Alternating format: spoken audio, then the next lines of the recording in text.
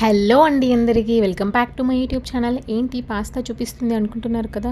ఒక fine day మా పెద్దోడు వచ్చి నా దగ్గర ఒక రిక్వెస్ట్ పెట్టుకున్నాడండి. ఏంటి అంటే, అమ్మ నా ఫ్రెండ్స్ అందరూ బాక్స్లో పాస్తా తెచ్చుకుంటున్నారమ్మా, నువ్వు కూడా నా బాక్స్లో పాస్తా పెట్టమ్మా రేపు అని అడిగాడు. అంత క్యూట్గా అడిగాక మనం చేయకుండా ఉంటామా చెప్పండి. సరే అని చెప్పేసి మార్నింగ్ లేవగానే తన లంచ్ బాక్స్లో పాస్తా రెడీ చేశానన్నమాట.